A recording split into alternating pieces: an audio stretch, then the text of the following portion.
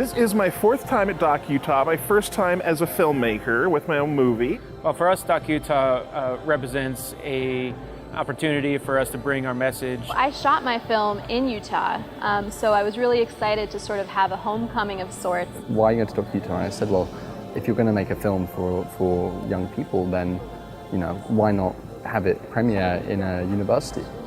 This is the cutest, little, intimate, sweetest, most comfortable festival I think I've ever been to.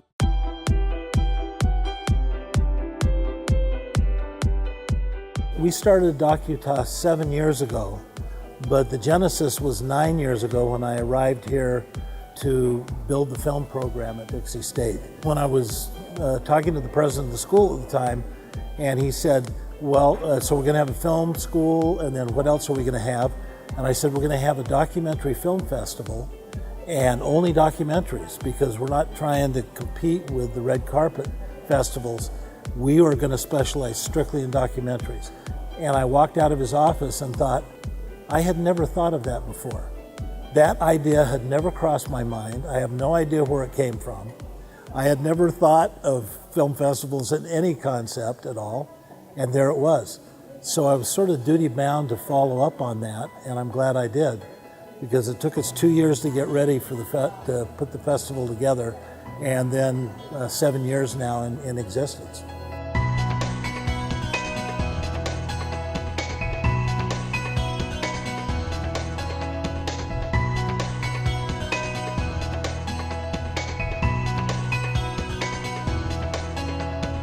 Having the film festival here at the university, especially with the film department putting it on, it's really magical, because we as film students really get to kind of take pride in our heritage as filmmakers, and we all get excited every year for the new films coming to DocUtah. The film festival is what brought me to this university in the first place, so it has a special place in my heart.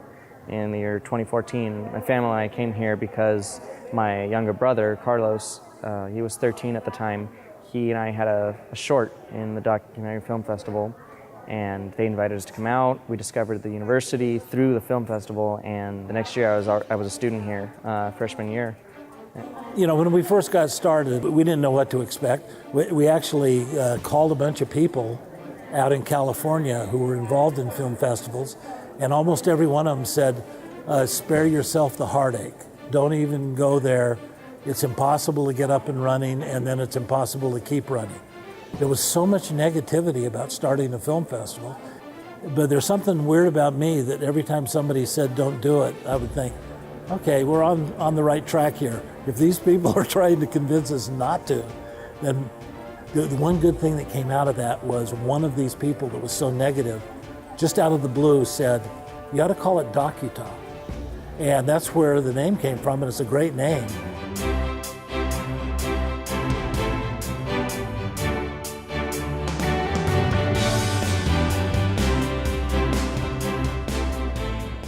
So a friend of mine who's also a filmmaker told me I absolutely had to apply to DocUtah just because this film festival treats its filmmakers so well, and she was absolutely right. It's a great place for documentary filmmakers, and it's in a beautiful location, and I'm so happy to be here. I love it because the documentaries you get to see are so diverse. You get to see from around the world all kinds of different things. You get to meet amazing people.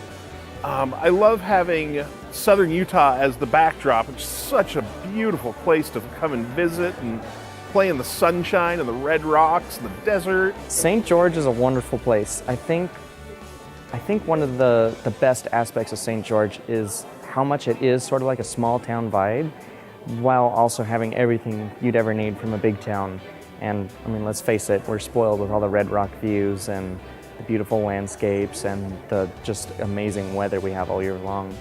And the university is in a perfect place right in the middle of town where you just get the best of everything. The scenery is the most beautiful scenery I've ever seen in my life. So all in all, this is a wonderful film festival.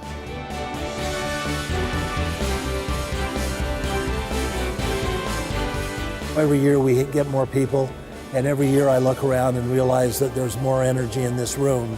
And that's a great way. It's always been here as our base of operation. And so from a time when there were a couple of people strolling around to now when we have lines of people waiting to get into the screenings. I don't even need to know the numbers to know that we're growing in all phases. What I love the most about DocUtah, what's the most special, is the intimacy factor, that you really get to meet the filmmakers, and there's a lot of camaraderie among filmmakers. And even the moviegoers, they give a lot of feedback after the films. From my experience, when every time they come out of my film, they always say, "Oh, that was great, I can't wait to see your next," or they'll even give some critiques. And you know, that's what I love, critique. I'm a student. There's a lot I can work on, you know, so I just love getting feedback. I've been to film festivals as a filmmaker with a film to exhibit, and I go up to the information desk, like the one over here, and they have no idea who I am. They have no idea where my film is. They just hand me a program and say, you can find it. So I made a vow that it wouldn't be that way here, and that every filmmaker that had a film that got into the festival would receive a personal call from myself or one of my executive committee, congratulating them on making the festival and personally inviting them to come to the festival. For filmmakers who come here for the first time, you can expect to be treated very well. And you can expect that the festival directors will have watched your film and really like your film, and that's why you're here.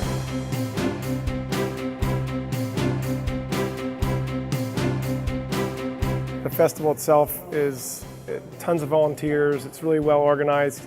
Ken Cook called me right away, and the dialogue began a couple months ago, and I knew that even though I do wildland fire, I knew that I would probably not make this, but I was going to do my best.